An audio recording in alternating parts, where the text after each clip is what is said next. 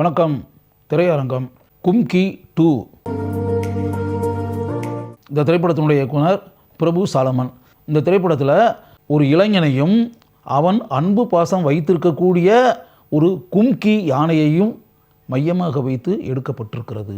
படத்தினுடைய ஆரம்பத்திலேயே தன்னுடைய தாயிடமிருந்து பிரிந்து ஒரு சேற்றுக்குள் மாட்டிக்கொண்டு இருக்கக்கூடிய ஒரு யானைக்குட்டி, அதை பள்ளிக்கூடத்துக்கு போகக்கூடிய ஒரு சிறுவன், அவன் பேர் பூமி, அவன் பார்ப்பான்.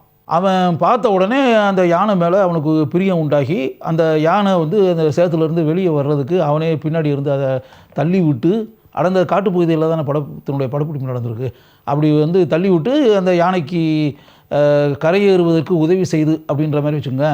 அதுக்கு பிறகு அவன் தான் கையில் வச்சுருக்கக்கூடிய உணவை சாப்பிட்றதுக்கு கொடுப்பான், பருகிறதுக்கு வச்சுருக்கக்கூடிய நீரை தண்ணியை குடிக்கிறதுக்கு கொடுப்பான், மிட்டாய் நிறையா வாங்கிட்டு அதுக்கு ஊட்டி விடுவான். இந்த 2 பேருக்கு இடையில் ஒரு நெருங்கிய அன்பு பாசம், பூமிக்கும் அந்த யானைக்கும். அந்த யானைக்கு இவன் நிலா அப்படின்னு சொல்லி பேர் கூட வைப்பான். பள்ளிக்கூடத்துக்கு போகிறது, வகுப்பறையில் பாடத்தை படிக்கிறது, மீதி நேரத்தில் வந்தாச்சுன்னா யானை கூட இருக்கிறது, யானை கூட டைம் ஸ்பெண்ட் பண்ணுறது. இவனுடைய தாய் அவங்க கள்ளச்சாராயம் விற்கக்கூடிய பெண். அந்த பெண்ணுக்கும் வேற ஒரு மனிதனுக்கும் தொடர்பு. அவங்க ஒரு குறிப்பிட்ட சூழலில் இவனுக்கே தெரியாமல் இந்த யானையை ஒரு பெரிய அமௌண்ட்டுக்கு விற்றுருவாங்க. யானை எங்கே போச்சுன்னே தெரியல. அவங்க அம்மாட்ட கேட்பான். அவங்க அம்மா எனக்கு தெரியாதுன்றவாங்க. அந்த ஊரில் இருக்கவங்க எல்லாத்தையும் கேட்பான், யாருக்குமே தெரியாது. நிலா எங்கே போச்சுன்னே தெரியல. அப்புறம் இவனுடைய பள்ளிக்கூட ஆசிரியர் சொல்லி, அந்த யானையவே நினச்சிக்கிட்டு இப்படி கவலைப்பட்டுக்கிட்டு இருந்தேன்னா வாழ்க்கையில் நீ வளர முடியாதா, நீ வளர்ந்து ஒரு சம்பாதிக்கக்கூடிய நிலைமைக்கு வரணுன்றதை பாரு அப்படின்ற மாதிரி சொல்லி இவன் வெளியூரில் அப்படி பள்ளிக்கூடத்தில் பிறகு கல்லூரி மாணவனாகி வாலிப வயதுக்கு அப்படி இப்படின்றதெல்லாம் வருடங்கள் ஓடி போயிடும். குறிப்பிட்ட ஸ்டேஜில் இவனுக்கு தகவல் கிடைக்கும், இந்த யானை ஒரு குறிப்பிட்ட இடத்துல இருக்குது, அது கும்கி யானையாக இப்போ பயன்படுத்தப்பட்டுக்கிட்டு இருக்க ஒரு இடத்துல அப்படின்னு சொல்லி தெரிஞ்சோன்னே செகண்ட் ஹாஃபில் இவன் நேரடியாக அங்கே போய் அந்த யானையவே பார்த்துருவான். அந்த யானைக்கு இப்போ வீரா அப்படின்னு சொல்லி பேர் வச்சு ஒரு யானை பாகன் அதை இது பண்ணிக்கிட்டு இருப்பான். இவன் போன இடத்துல இவனை அந்த யானை தெரிஞ்சுக்கிறோம். தன்னுடைய நிலா தான் இப்போ வீரான்ற பேரில் இருக்குன்றது இவனுக்கு தெரிஞ்சிடும். இப்போ என்ன பிரச்சனை அப்படின்னா, அந்த யானையை ஒரு பெரிய தொகைக்கு 1 கோடி ரூபாவுக்கு விலை பேசி, பொதுவாக நம்ம பாலிட்டிஷியன்ஸ் இருக்காங்கல்ல, பாலிட்டிஷியன்ஸ் அவங்களுடைய பொழப்பு நடத்தணும் அப்படின்ற மாதிரிச்சுன்னா இந்த பரிகாரம், இந்த மாதிரி மற்ற பூஜைகள், பரிகாரம்லாம் இருக்குல்ல, இந்த பேட்டர்னில் ஏதாவது பண்ணி எவ்வளோ வேணாலும் அதுக்கு செலவழிப்பாங்களே, எத்தனை கோடி வேணாலும். அப்படி அதில் ஒரு சாமியார் ஒருத்தர் சொல்லி, அர்ச்சகர் ஒரு ஆள் சொல்லி, ஆன்மீக மனிதன், ஒரு யானையை பழி கொடுத்து இதெல்லாம் பண்ணிங்கன்னா நீங்கள் உங்கள் பதவி நிலச்சிரும், நீங்கள் பெரிய அளவில் போய் இதாகி போய் அப்படியே ஆட்சியில் உட்காந்து பந்தாவாக உட்காரலாம், நீங்கள் தான் நாட்டையே ஆள போகிறவருன்ற மாதிரி. அதனால் இந்த வழக்கமாக அரசு கரை வேட்டி குரூப் இருக்காங்கல்ல, அவங்க ஒரு மிகப்பெரிய கூட்டம் இதாகி அந்த பூஜைக்கான ஏற்பாடுகள்லாம் பண்ணி அந்த யானை பாகனை பேசி, அவன் 1 கோடி ரூபான்ன உடனே அவன் முதல்ல சம்மதிக்க மாட்டான், அப்புறம் 1 கோடின்னு உடனே சரின்றான். இந்த விஷயத்தை கேள்விப்பட்டு ஒரு ஸ்டேஜுக்கு பிறகு தெரிஞ்சிடும். அந்த பூமி அவனுக்கு தெரிஞ்சு யானையை அரசியல்வாதிகள் கொண்டு போய் நரபலி கொடுத்துன்னு இருக்கலாம், அப்படிப்பட்ட சூழல் வந்துடக்கூடாது. யானையை முதல்ல இப்போ இருக்கிற இடத்துலேருந்து கொண்டு போகணும் அப்படின்னு வரும்போது யானையை அங்கேருந்து இவனும் பூமியும் பூமியினுடைய நண்பன் இவங்க 2 பேரும் சேர்ந்து அங்கே கொண்டு வந்துடுவாங்க. யானை அந்த இடத்த விட்டு இல்லை காணாமல் போயிடுச்சுன்றது தெரியும்.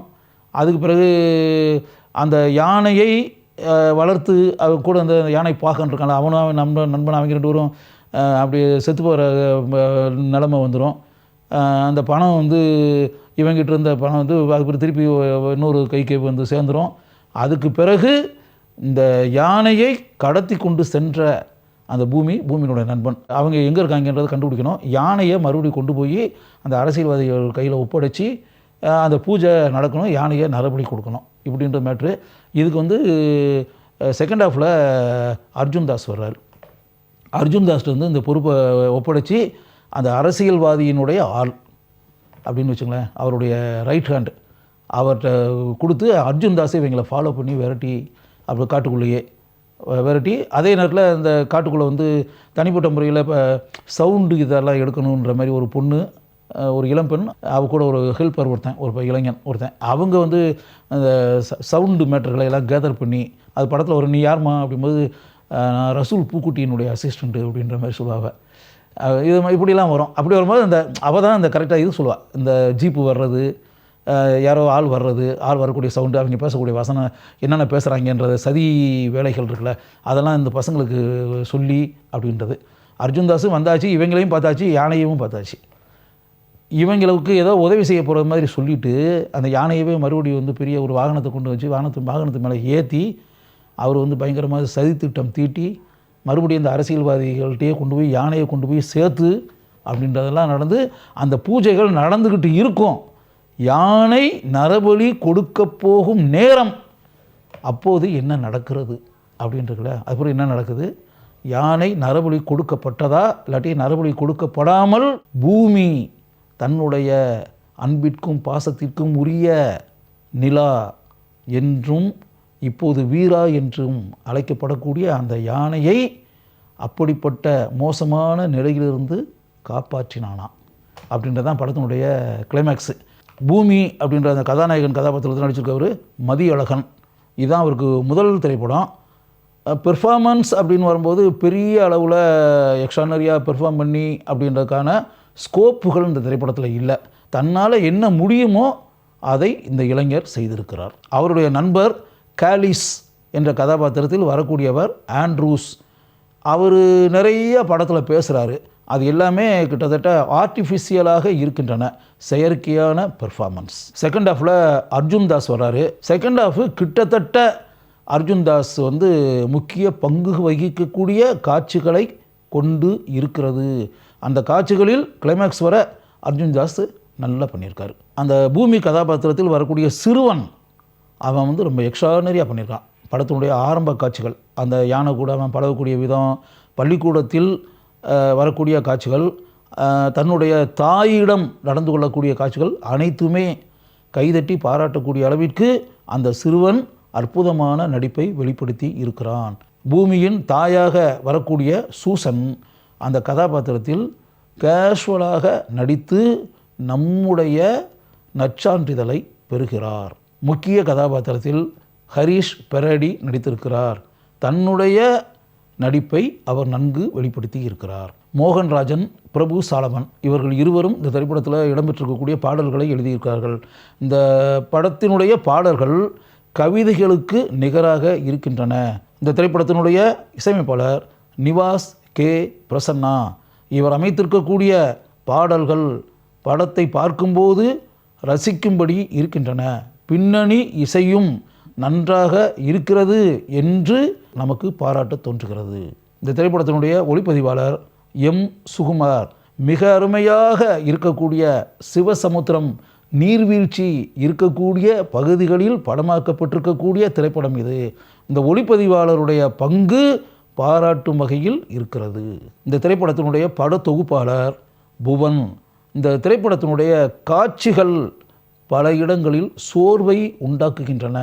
இன்னும் டைட்டாக எடிட் பண்ணியிருக்கலாம் என்று இந்த திரைப்படத்தை பார்க்கும்போது நமக்கு தோன்றுகிறது. இந்த படத்தினுடைய சண்டை காட்சிகளை ஸ்டன் சிவா அமைத்திருக்கிறார். சண்டை காட்சிகள் அருமையாக இருக்கின்றன என்பதை படத்தை பார்க்கும்போது நாம் உணர்கிறோம்.